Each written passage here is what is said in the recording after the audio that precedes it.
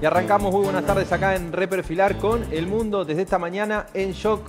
Flor, buen día, con el anuncio de Pfizer de que hay avances, por lo menos en la investigación de la vacuna que estaba desarrollando. Claro, ellos están realizando una fase 3 de su ensayo clínico con más de 40.000 participantes, un ensayo clínico que se está realizando también en la Argentina con pruebas en voluntarios argentinos, casi 4.500 argentinos participando de estas pruebas que se llaman Adelante en el Hospital Militar Central. Y el anuncio realmente trajo mucha esperanza porque en un análisis intermedio de esta fase 3, Pfizer aseguró que su vacuna candidata tiene una eficacia del 90%. Vamos a conocer algunas de las claves de este anuncio tan importante que hizo hoy esta compañía estadounidense que está desarrollando la vacuna junto con una empresa biotecnológica alemana que se llama BioNTech. Bueno, anunciaron que su vacuna tiene una eficacia del 90%, como te comentábamos. Esa tasa de protección se alcanzó 7 días después de aplicada la segunda dosis de la vacuna, así que son 28 días en total desde la aplicación de la primera dosis. ¿Qué quiere decir 90% de eficacia? Ahora eso se lo vamos a preguntar a un especialista, bien detallado para que nos cuente qué significa eso, pero realmente es un número interesante teniendo en cuenta que se hablaba de una eficacia del 60% de las primeras vacunas. Te contábamos que es un primer análisis de eficacia previsto dentro de la fase 3 que está continuando y que está llevando adelante la compañía con más de 40.000 participantes y que también es realmente muy importante porque es un análisis interino, no se publicó todavía en ninguna revista científica, hay que aclararlo, pero sí este análisis lo realizó un grupo de expertos independientes. Pasamos a la segunda placa, así te sigo contando algunas claves de este anuncio. Jairo, la vacuna también la compañía tiene previsto pedir el uso de emergencia ante la FDA de Estados Unidos durante la tercera semana de noviembre. Es una vacuna de una tecnología bastante novedosa. Está basada en la tecnología de ARN mensajero que lleva instrucciones de ADN para que las células del cuerpo humano generen ciertas proteínas protectoras. Y bueno, y esto también es muy importante, ¿no? El gobierno nacional negocia con Pfizer de adquirir 750.000 dosis de esta vacuna. Recordemos, el fin de semana además se anunció un acuerdo con AstraZeneca y la Universidad de Oxford para tener 20 millones de dosis de la vacuna de AstraZeneca y además, por supuesto, el acuerdo con los rusos. De eso después también vamos a hablar un poquito más del acuerdo que se llegó con los rusos, pero tenemos ahora sí en comunicación a Waldo Belloso, infectólogo y farmacólogo clínico del Hospital Italiano. Buenas noches, ¿cómo estás, Waldo? Hola, ¿qué tal? ¿Qué tal? Bien, recién acá Jairo hacía una pregunta muy interesante. Yo quiero dejar que le responda a Waldo, que es, ¿qué significa este 90% de eficacia que anunció Pfizer? Bueno, creo que la pregunta de Jairo es muy pertinente.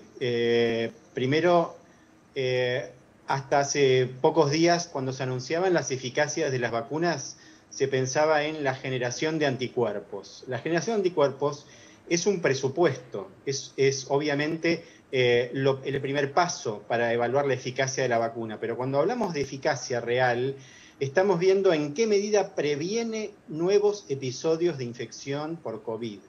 Entonces, estamos hablando de infecciones clínicas evitadas. Entonces, o sea, previene 9 de cada 10 infecciones clínicas posibles.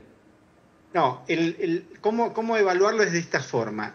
Lo que se anunció hoy en el comunicado de prensa del análisis interino es que hasta el momento han analizado 94 episodios de nuevas infecciones de los participantes en este ensayo, y ellos esperaban tener un total de 164 episodios, y una vez que tuvieran esos episodios de personas que se infectan en el contexto del ensayo clínico, ver cómo se distribuyen estos entre los que recibieron la vacuna y los que no recibieron la vacuna. Claro. Lo que podemos interpretar de los datos que surgieron a la prensa es que de estos 94 episodios que ya han tenido, evidentemente ellos analizan que la gran mayoría de las pacientes que han tenido un evento clínico estaban recibiendo el placebo y no la vacuna. Esa es la diferencia del 90% que anuncian. Ahí está. De todas maneras, creo que como bien decía Florencia antes, se trata de un comunicado de prensa, de un análisis interino. Así que obviamente que son datos interesantes, pero esto no es lo mismo que un estudio publicado donde todo el mundo puede tener acceso a ver concretamente los datos y por otro lado saber bien acerca de la seguridad de esta vacuna que, como ustedes decían muy bien, tiene una tecnología novedosa que no se ha utilizado anteriormente en otras vacunas que están disponibles comercialmente en el mundo, y hay que ser muy cautos respecto de la seguridad. Waldo, ¿y qué significa esta autorización de emergencia que quiere pedir esta vacuna y lo mismo la vacuna que está haciendo Moderna ante la FDA? Bueno, las autorizaciones de emergencia están hoy a la orden del día porque estamos tan necesitados de noticias positivas, y los laboratorios obviamente que en este contexto persiguen sus intereses apenas tienen algún resultado que parece promisorio, ¿no? Pero bueno, sabemos que disponer de una o más de una vacuna que tengan un buen perfil de seguridad y de eficacia, obviamente que es deseable. Entonces, en este contexto, se podrían acelerar un poco más los plazos de las aprobaciones. Ahora, creo que vale la pena hacer el comentario de que estos plazos no tienen que ser acelerados innecesariamente. Nosotros necesitamos, sobre todo para estas vacunas que tienen tecnologías tan novedosas, cumplir todos los plazos aprobatorios que la autoridad regulatoria requiera. Creo que acá el rol en nuestro país de la ANMAT es fundamental y es insustituible, y tiene que estar todos los datos disponibles como para poder hacer una aprobación final. Waldo, el hecho de que sea una plataforma novedosa la que está desarrollando la vacuna de Pfizer, ¿eso complica a nivel escala de producción? Por eso se habla de 750.000 dosis que le puede comprar Argentina, cuando de golpe habla de 20 millones de dosis con AstraZeneca o con la vacuna de Rusia. ¿Esa es la diferencia? Sí, las nuevas tecnologías tienen, por un lado, desde el punto de vista científico, la dificultad que comentaba recién, que no conocemos bien su seguridad a largo plazo. Y este es un punto que no es menor. Desde el punto de vista de la producción industrial, tiene algunas ventajas y algunas desventajas. Las ventajas son que esta es una tecnología que permite un desarrollo de un producto más rápido que las vacunas tradicionales. Y esto es lo que estamos viendo con los resultados tan rápido que tenemos.